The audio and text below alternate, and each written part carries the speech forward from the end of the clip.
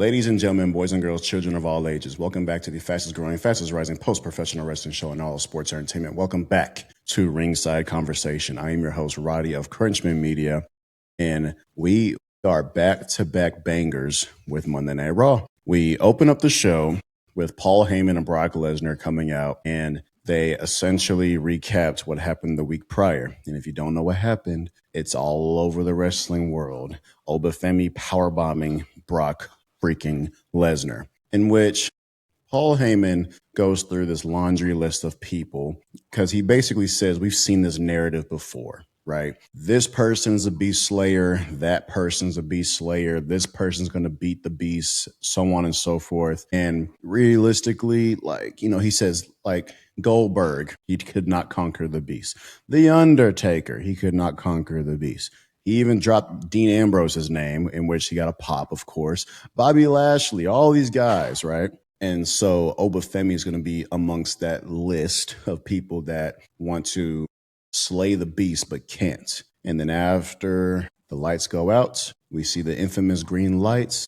We hear everybody go, and then Obafemi comes out, in which he gets the upper hand on Brock Lesnar again. And it was so cool to see. They essentially lock eyes. They're face to face at this point. And Obafemi gets gut kicked by Brock Lesnar. But Brock tried to put him in the F5, could not. Obafemi throws him over the ropes and once again gets the upper hand. Now, I'm just so curious on how this match is going to be at WrestleMania, guys. I hope it's not a squash match for the sake of the fact that I don't think that's needed at all. However they need to do it, I just need to see Obafemi go over. Brock Lesnar is the perfect opponent for him because Brock Lesnar has a history of creating stars. And that's one thing about him being such a cool worker outside of beating the hell out of his opponents all the time, to where he's able to create new stars. And when you beat Brock, you're immediately elevated.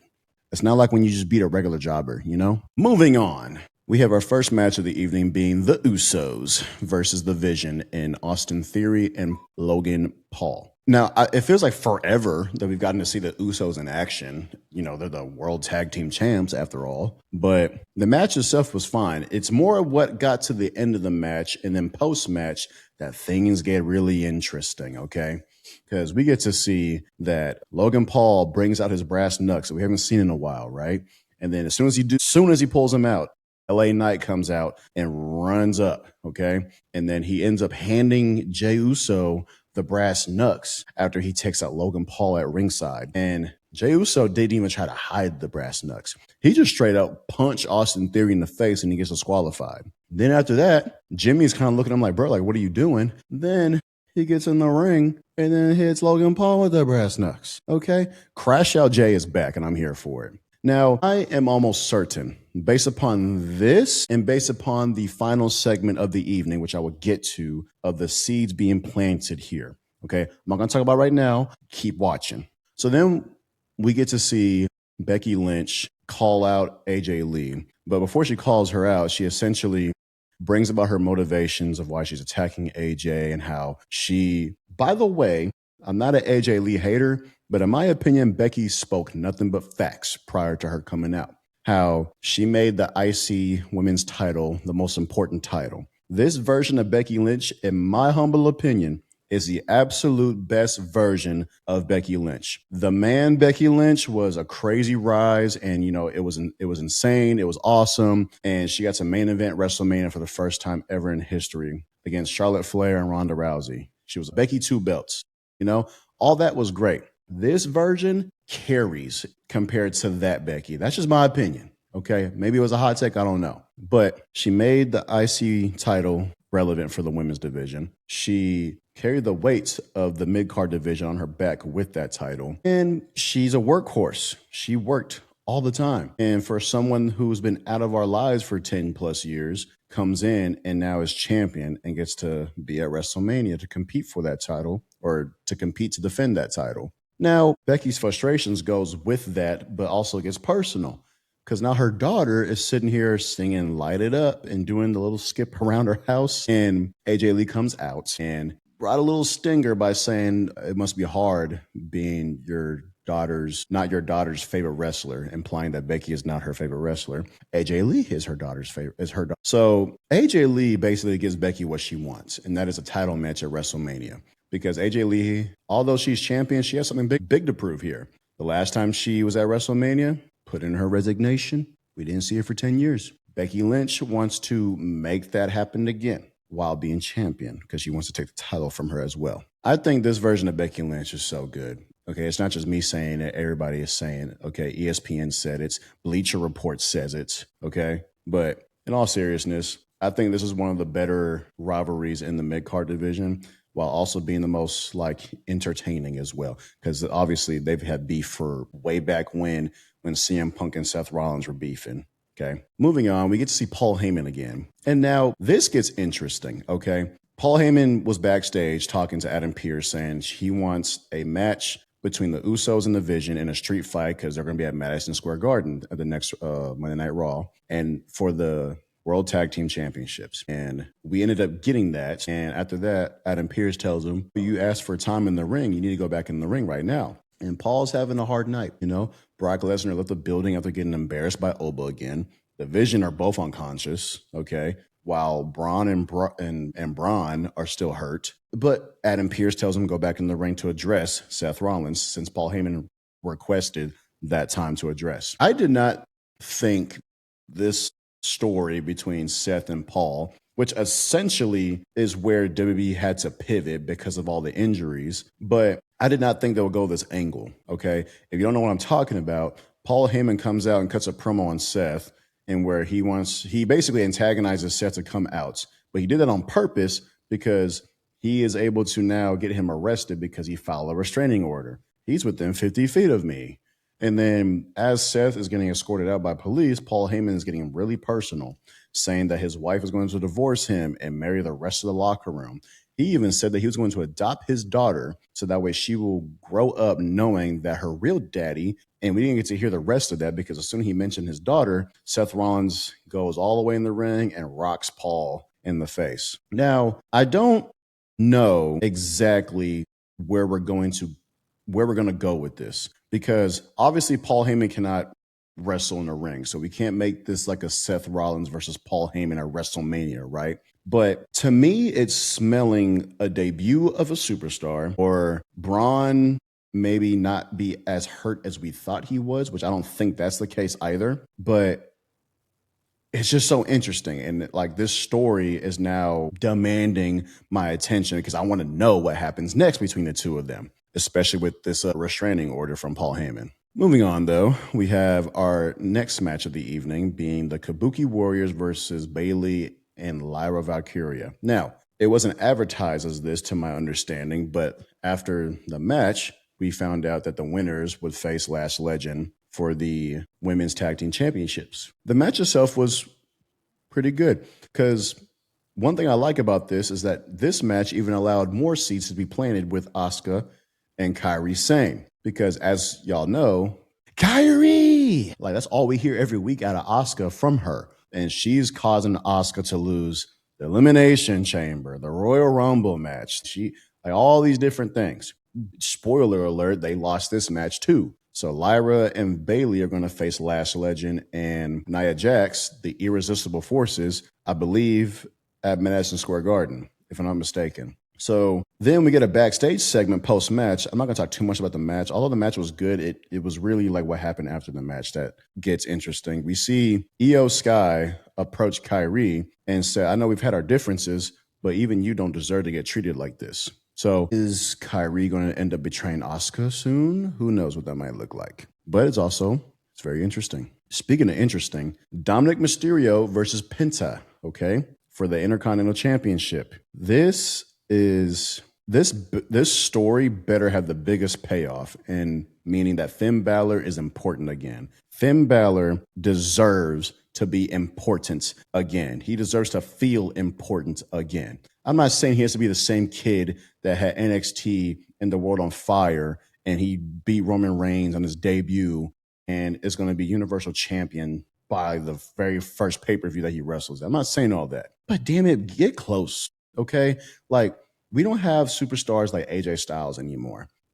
Bullet Club era, like that's been wrestling for a very long time, whatever the case may be. Finn deserves to kind of like fit that role where we get a veteran guy that can put on bangers, okay? That is phenomenal, whatever, right? So Dom and Penta, they're having the match. Match is phenomenal, okay? Match of the evening by far. And during the match, actually, before I even get to the post-match, before the match even starts, during Dominik Mysterio's entrance, Stephanie comes out and just rocks Liv Morgan in the face, like, and brings her backstage. And they're just brawling, you know? Got to stir that pot, of course, being opponents for WrestleMania, which only left, I believe, JD McDonough at ringside, because I don't remember seeing Raquel Rodriguez out there. So as soon as Dom is about to go for the 619 into the frog splash, that's when Finn Balor comes out, and he just puts JD like out of commission. And of course, amongst that distraction, Penta was able to roll up Dom after he tries to splash him. Now, from that, Finn takes care of Dom. And it's just so cool to see because we're for sure going to get this match at Mania, okay? And we're also seeing that Dom is beefing with El Grande Americano and AAA. So hopefully he loses that title too, because respectfully, I don't think that title should be around for this feud between him and Finn. But at the same time, Dom got cursed, okay? So I'm sure he'll lose it soon. But enough about all that. I want to talk about one more thing. I Show Speed has a segment with Penta before the Dom match even happens, right? And after that, he also gets another backstage segment with Danhausen. I'm just saying, WWE needs to have I Show Speed in the ring at WrestleMania, and why not it be Danhausen? That's it. Now for the final segment of the evening, being our World Heavyweight Champion, CM Punk, okay? He comes out, mind you, when we last saw him and Roman in the same ring together, he put Roman on his butt after Roman called him old. Regardless of y'all may like or dislike how the verbalness of the feud has been, considering CM Punk said he's going to bury him next to his father and then Roman calls him old the following week, whatever the case may be. CM Punk, in my opinion, his whole point here is that Roman cannot do all this by himself. He has to have his family. And so far, Roman has proven his point. Okay? I love my tribal chief, but I also can understand non-biased voice of reason. Okay? However, I think there's a reason we're getting this, okay? CM Punk comes out and mentions how Roman called him old and how this old man put him on his ass and how he still needs to do all this by himself. And then Jey Uso comes out amongst being emotional about the fact that CM Punk has been talking down on his family. And he comes out and Punk kind of pokes the bear, okay? Jey Uso's very weak up here, okay? Crash Out Jey especially is very weak up here. CM Punk even talks about giving him a title shot right then and there. And then Jey Uso wants to smoke. He said, let's do it.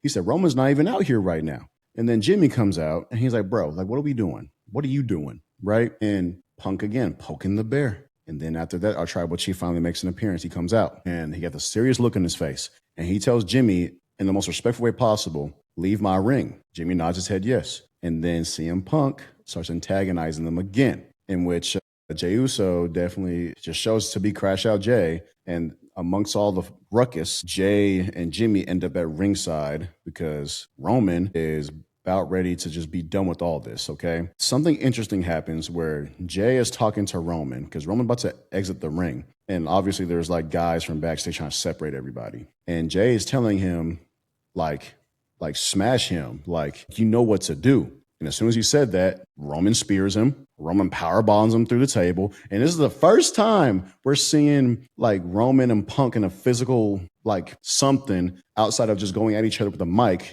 amongst his feud for WrestleMania. And although Roman is proving Punk's point right now, because after he got powerbombed, he sat there laughing, saying, I don't need help.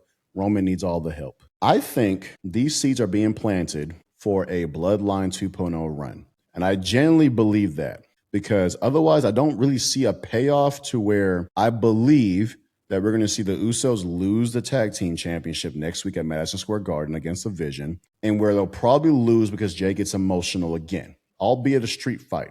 Then they get to go to WrestleMania to face the Vision. And I'm assuming future booking here that, and I'll probably re-say this in the predictions video for WrestleMania, where everybody Roman and the Usos included will win gold. Now, I also think TKO wants to do this because of how golden the ratings were during the Bloodline era and how, like, for example, post Bloodline era, WWE has on their YouTube channel getting a lot of dislike videos versus Bloodline era, it's a bunch of likes. Now, I know that's like a business logistic way to like get motivated to bring back an elite faction like the Bloodline. However, at the same time, storyline wise, I think CM Punk is going to end up eating his words by proving his point that Roman needs his cousin's help. He's going to end up reviving the Bloodline. And who knows? I doubt we'll get Solo involved. At the Bloodline, they mess around and debut Samoans all the time. So who knows? We might get Zilla in that mug. Who knows what that might look like? But that's like essentially where I believe this is going to end up going. I don't know if Jay is going to end up turning on everybody and try to have his own run, kind of like Solo did. But I just think there's reasons behind everything, especially with the Bloodline specifically. They don't do things for no reason. So that's my take on it. And that's essentially it, guys. If y'all like this video, please like, share, and subscribe. And let me know what y'all think this feud with Roman and Punk is going to end up leading to. I know it's going to lead to a match at WrestleMania, but like, what do we think is going to happen? Is Roman going to win and that's just it? Is Punk going to win and I don't know, defend it against whoever the next person is going to be? Like, where do we think we're going to go with this? Okay.